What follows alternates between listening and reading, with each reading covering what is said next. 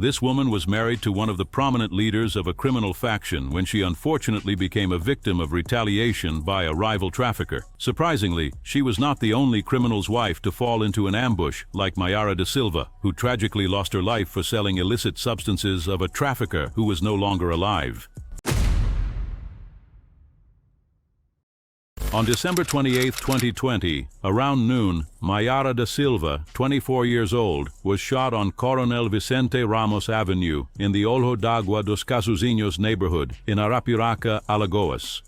Witnesses recounted that she was riding on a Honda Biz motorcycle when armed individuals in a silver-colored car approached and discharged their firearms multiple times. Despite being injured, Mayara attempted to flee, but ultimately fell after traveling a short distance. Teams from the Institutes of Criminalistics and Forensic Medicine were summoned for the forensic procedures and the removal of her remains. The civil police initiated investigations and successfully identified the perpetrator of the crime, but were unable to locate him immediately. The delegate Felipe Caldas, head of the Arapiraca police station, clarified that Mayara was not the widow of Fernando do Coringa, a known trafficker who lost his life in a confrontation with the police in 2016, but rather his mistress. Following the demise of Fernando, a rift emerged among his associates, and Mayara tragically lost her life due to her involvement in the sale of illegal substances that were the property of a trafficker who was no longer among the living, in addition to conducting operations in a neighborhood that was not her usual territory. In a plot marked by violence and internal tensions of criminal factions, Karina Bizera, a 26-year-old woman, found herself at the center of a fatal conflict. Karina's story began to unfold in August 2022 when she was approached by a drug dealer from the 1st Command of the Capital PCC in a bar in Itaim Paulista in the eastern zone of São Paulo. The woman refused the man's kiss, which resulted in an unexpected reaction. Her refusal triggered a series of events that would lead to her being condemned by members of the faction, according to the unwritten rules of the so-called crime tribunal.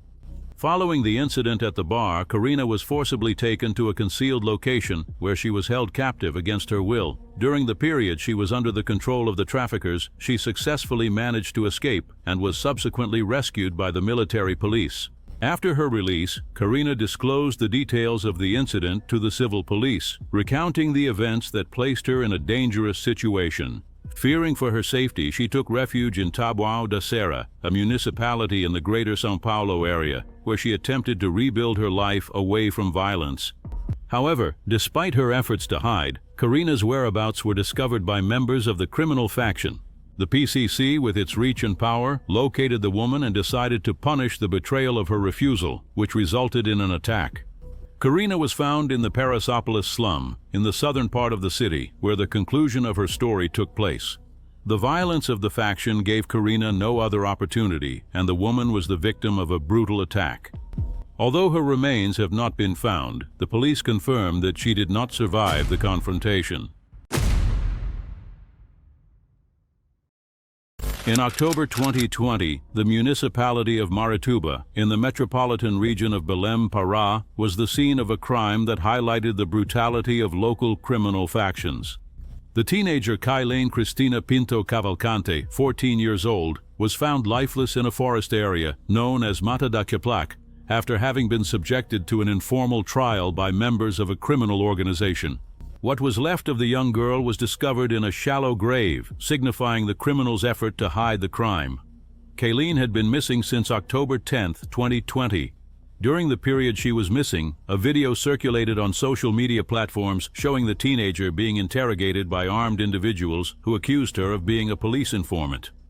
After denying the accusations, she was tragically shot. Investigations indicated that those responsible for the violent attack belonged to a criminal faction operating in the region, which is notorious for imposing their own laws and harshly punishing those they consider to be traitors or threats. The dissemination of the images depicting the attack functioned as a demonstration of power and a cautionary warning to other members or residents who might potentially challenge the group's authority. Following the incident, security forces significantly intensified their search efforts for the suspects involved.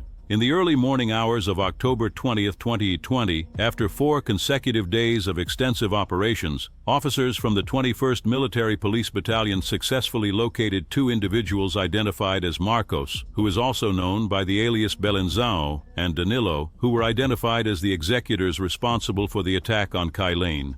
When the suspects were approached in the Alsaviaria region, they reportedly resisted, which led to a shootout. Both individuals were struck, received assistance, and were transported to the emergency care facility in Marituba, but unfortunately, they did not survive their injuries. Camila Marodin, 25 years old, known as Trafficata, was a resident of Pinhai in the metropolitan area of Curitiba, Paraná. Camila was married to Ricardo Marodin, identified by authorities as one of the main leaders of a drug trafficking gang in the region. During the celebratory birthday gathering for one of the couple's children, Ricardo was tragically attacked and lost his life, receiving a total of 12 fatal gunshots. Following the devastating loss of her husband, Camila was subsequently detained on suspicion of involvement in illicit activities, including drug trafficking and money laundering. Investigations uncovered that she was purportedly responsible for managing the financial operations of the criminal organization, utilizing a clothing store as a facade to legitimize the financial transactions originating from unlawful activities. During the investigative searches, a total of 13 luxury properties and 5 high-end vehicles linked to the couple were identified, including a Porsche that was subsequently seized by the authorities. Following a detention period of 40 days, Camila was granted the privilege to serve her sentence under house arrest, utilizing an electronic ankle monitor, with the justification of being the mother of 3 young children. Nevertheless, in the month of February 2022, she became the target of a violent attack in the Alto Boqueirão neighborhood, located in Curitiba. As she was returning from a supermarket with a friend, the vehicle they were traveling in was struck by more than 20 gunshots. Camila managed to run to her house and ended up unharmed. On February 7, 2024, Karina Regiana de Assis Mauricio, 19 years old, known as Ariela, or the Blonde of Trafficking, was found without vital signs in the city of Ariquemes, Rondônia. The incident occurred around 2 o'clock in the afternoon on Bolivia Street, when 2 individuals on a motorcycle approached and fired 13 shots at the victim. Ariela had recently arrived in the city. Days earlier, on December 27, 2023, Karina recorded a video announcing her decision to leave the Primeiro Comando da Capital, PCC, and join the Comando Vermelho, CV. The recording was circulated extensively on various social media platforms. The site of the attack is notorious for the trade of illicit products, which complicates investigations because of the residents' apprehension about providing information. The authorities are of the opinion that the shift in faction allegiance might have been the underlying reason for the attack. However, they stress that it is too early to make any definitive conclusions. The regional police chief, Dr. Ricardo Rodriguez, mentioned that all possible hypotheses are currently being thoroughly analyzed. The First Command of the Capital, PCC, is recognized as one of the largest criminal organizations in the country, with an estimated annual revenue of 5 billion reais, according to the São Paulo Public Prosecutor's Office.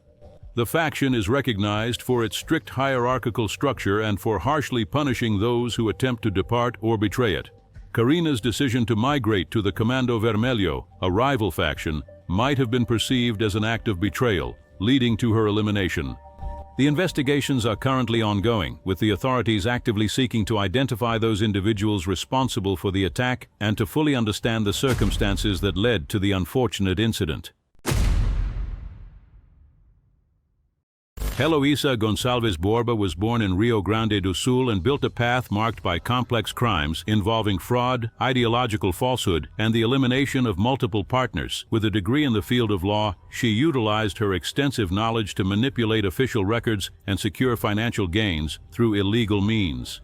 A comprehensive investigation into her activities revealed a history of meticulously planned actions to acquire inheritances and assets.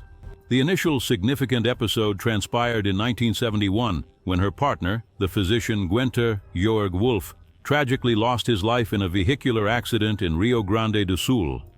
Eloisa, who was pregnant at the time, registered her daughter with the deceased's surname, thus ensuring access to the inheritance. This event was just the beginning of a pattern that would repeat in the following years. In the year 1983, Irineu Duque Suarez, her newly wedded husband, was brutally attacked and tragically showed no signs of life after being pursued and shot in Magé, Rio de Janeiro. At the moment of the crime, Eloisa was present in the vehicle with the children. The authorities investigated her involvement, but they couldn't find enough evidence to incriminate her directly. Years later, Eloisa got involved with Nicolau Saad, who also met a tragic end. Her unexpected departure raised new suspicions, especially when it was proven that she maintained a simultaneous marriage with a colonel, constituting bigamy. The new husband was also a victim of a violent attack, consolidating a pattern that caught the attention of the authorities. The justice system identified that her conduct involved not only the elimination of partners but also the manipulation of documents and false identities to remain unpunished. It is estimated that she accumulated assets exceeding 100 million reais through these illicit practices. After the investigations intensified significantly, she became actively wanted by the Brazilian police and Interpol, remaining a fugitive from justice for more than 3 decades. The suspicion is that she may have already lost her life. Even in her absence, her sentence continued to be reviewed. In a decision by the Rio de Janeiro court, the conviction for the crime against one of the husbands was reduced from 18 to 16 years due to a new calculation of the crime's qualifiers. The defense attempted to annul the sentence, claiming that Eloisa had been convicted in absentia, but the request was denied. Even after decades of investigations and searches, her whereabouts remain unknown, and the impact of her actions continues to resonate in the criminal history of Brazil. Within the drug trafficking landscape in Rio de Janeiro, territorial conflicts among various factions dictate the trajectory of organized crime. Among the most significant episodes is the endeavor by Eduardo dos Santos Lopes, widely recognized as Duda, to reclaim control of Rocinha for her father, the notorious drug dealer Antonio Francisco Bonfim Lopes, also known as Aniem.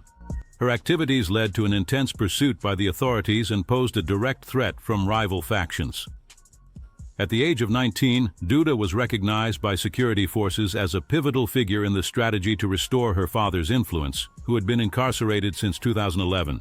Up until that point, the leadership of drug trafficking within the community had been assumed by Rogério Avelino da Silva, a former ally of NEM.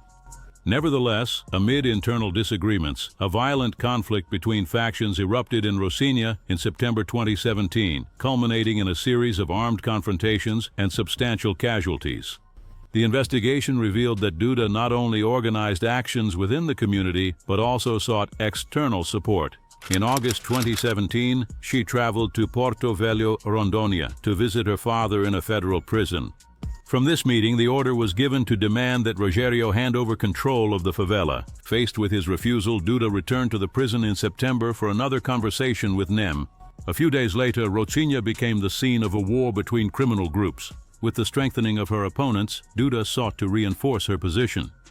The civil police obtained footage of the young woman moving through a community in São Paulo, alongside traffickers from the state's main criminal faction. In the recordings, Duda and her partner Adriano Cardoso da Silva, known as Modelo, appear negotiating logistical and military support to retake Rocinha. The police identified and arrested one of those involved in the negotiations, while Duda had her arrest ordered by the justice system. The rivals' response was swift. In October 2018, a celebration was held in Rocinha, marking the arrest of the young woman. During the event, armed men displayed rifles, reinforcing the threat against any attempt to reclaim the area. In one of the videos analyzed by the police, a member of the rival faction sings, saying he's going to Rocinha to get the brothers. "Stop the nonsense, you're going to get shot." The images were meticulously investigated by the authorities to identify those individuals involved. Although Duda was not eliminated by her opponents, her trajectory vividly illustrates the significant danger faced by central figures in drug trafficking when they challenge rival factions. Her rise and subsequent persecution highlight the complexity of internal disputes and the inherent risks for those seeking to consolidate power within this universe. On the night of September 14, 2023, Diane, a pregnant woman, was assaulted in a condo on Avenida do Turismo in the Tarumã area in the west zone of Amazonas' capital.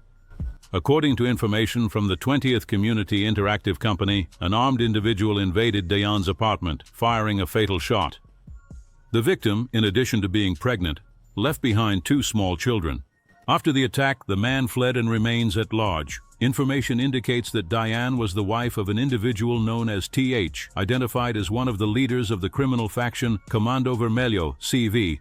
Additionally, records indicate that she had a past associated with the trafficking of illegal substances. What was left of Diane was transported to the medical examiner's office for the required procedures. Don't forget to subscribe to watch more videos like this.